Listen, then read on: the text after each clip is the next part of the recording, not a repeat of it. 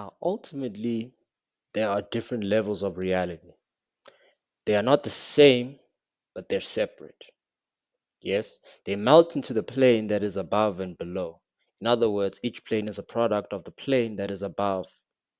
You see, the higher the plane, the more fluid, formless it becomes. The lower the plane, the more material and solid it becomes. So now, let me explain this to you guys. All right, from the top to the bottom, the mental plane. The mental plane is the dimension of the mind. The mind is a part of the universal mind. Therefore, the mental plane is shared between all the minds that exist. It is the world of thoughts. Thoughts are not created, they are received based upon what frequency our mind is set to. This is why we call it a mindset. Each thought, topic, and subject is a frequency. Now, when you set your mind to these topics, you gain the thoughts that are similar to that frequency. The world of thought is completely formless. It is the most fluidic plane of existence we could put ourselves in. This is what we aim to be. This is who we are essentially when we're children and kids and we don't know anything about this programming simulation. Moving on, the astral plane. The astral plane is where thoughts manifest into forms. For example, the mental plane is the thought of the chair, and the astral plane is the imagination of that chair. It's basically the world of imagination and mental pictures. The screen we see in our mind when we imagine something is the astral plane. We create with our thoughts. This is why thoughts are things. When you close your eyes and you see everything moving, that is the astral plane. But it's not, you can't see everything moving, if you understand what I'm saying. The astral plane is created out of thoughts manifesting, and each thought has a vibrational frequency.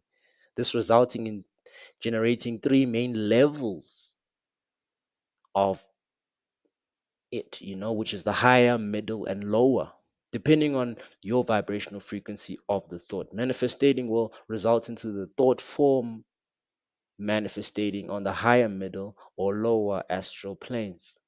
The higher planes will embody higher vibrational thoughts like love and joy, which is higher astral and mental, and a little bit of middle. Yes. And the lower planes will be demonic thoughts like hate, murder, and lust. Moving on. Coming down to the lower astral and the etheric plane. Yes. The etheric plane is the world of energy, electricity, and magnetism. It is the fifth element, also known as spirit or ether.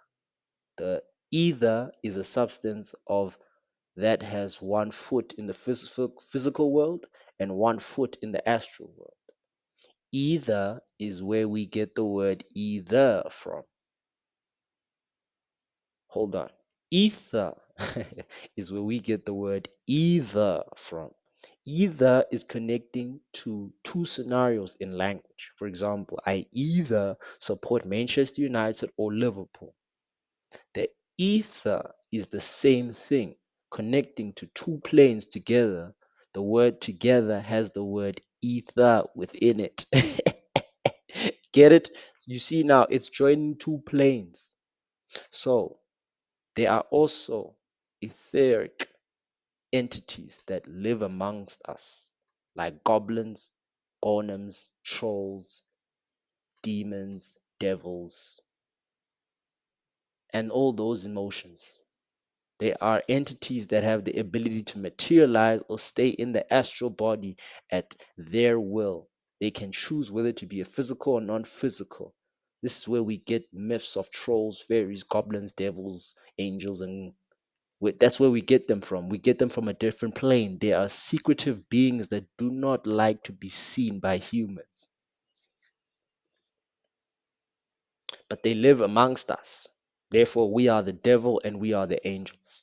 We are light and we are the darkness because we manifestate them coming from higher levels of planes, thoughts, and imagination. Finally, the physical form, physical plane. The physical plane is the world of matter. It is the world governed by the fifth elements. It is the world of effect. Everything we experience and visually see with the two eyes is the effect of the higher planes above.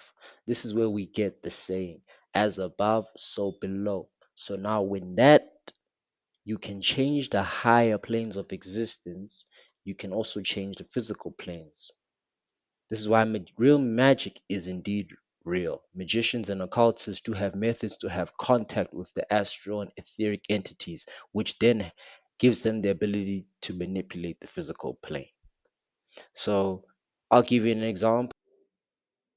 Leonardo da Vinci on his painting is symbolizing as above, so below, right?